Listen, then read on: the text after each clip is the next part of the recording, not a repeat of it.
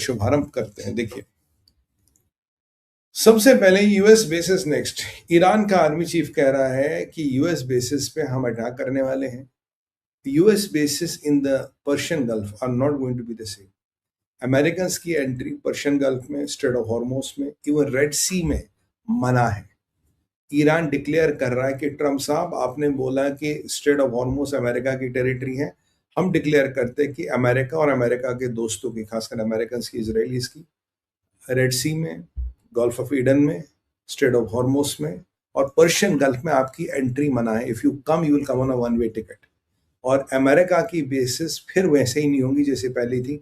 America will never have so many basis operation in middle east. ये Iran के army chief ने धमकी दी है। तो मतलब सिचुएशन एस्केलेट हो रही है। और याद रखिएगा, पीछे कोई बातचीत नहीं हो रही, कुछ कोई चीज नहीं हो रही, क्योंकि मैं आपको बता दूं, अराची ने बिल्कुल क्लियर बोल दिया कि हमारी अमेरिका से कोई बातचीत नहीं हो रही, हम अमेरिकन से बात नहीं करें और हमारे को पाकिस्तान रिप्रेजेंट नहीं करता। हमने पाकिस्तान या किसी और इंटरमीडियरी को कोई हक नहीं दिया बात करने को, खासकर पाकिस्तान, क्योंकि पाकिस्तान आके, ईरान आके फोटो खिंचाता था, कहता जनाब हमारी तो बड़ी बातचीत हो रही है अमेरिका से।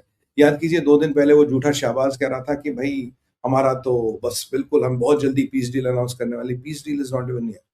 और ट्रंप का खेमा किसी और खेमे से बात कर रहा है, सम अलग group of people which are not these people, उनसे ट्रंप और उसकी टीम अलग से बात कर रही है। तो this is how the scenario looks like. Scenario ऐसे है।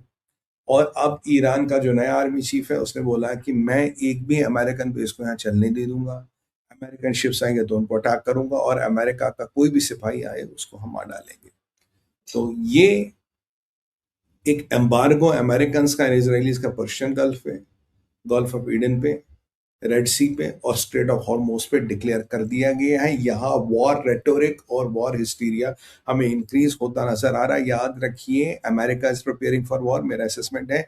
Israel is preparing for big war and even Iran is preparing for war. ये युद्ध होके रहेगा। ये भी हम आसपास की बातें कर रहे हैं और ये निर्णायक की लड़ाई होगी, क्योंकि जो ओल्ड पेस से लड़ाई थी उससे कोई रिजल्ट नहीं आएगा। यहाँ पे तो आपने अमेरिकन सप्लाई चेन्स को भी धमकी दी है, आपने अमेरिकन सप्लायर्स को भी धमकी दी है, आपने हर उस व्यक्ति को धमकी दी है जो अमेरिका से रिमोटली इन्वॉल्व है।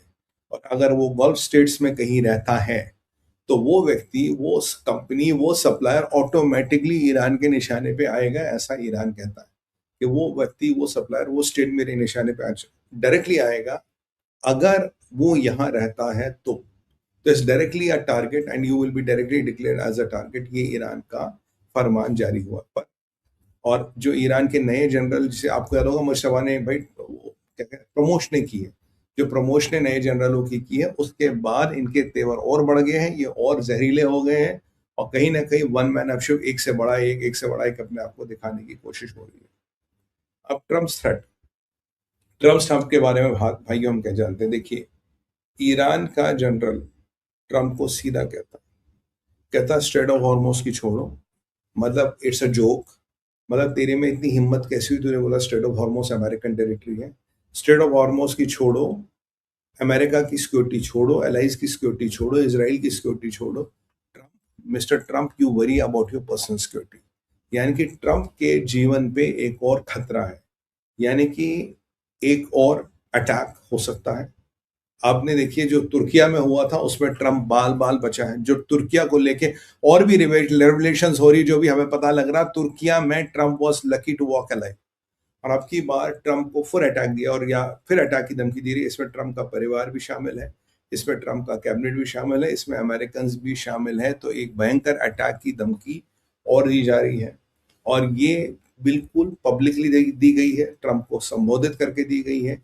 यानी कि ट्रम्प की सुरक्षा आपको और बनानी पड़ेगी, ट्रम्प का डेंजरस कंट्रीज में जाना कम करना पड़ेगा। और ऐसे में ट्रम्प या जेराल्ड कुशनर का पाकिस्तान जाना असंभव हो गया, क्योंकि what ever happened in the last time, Trump और जेराल्ड कुशनर और उसका पाकिस्तान जाना तो असंभव हो गया, क्योंकि पाकिस्तान अब वैसे भी नेगोशिएशन में नहीं है।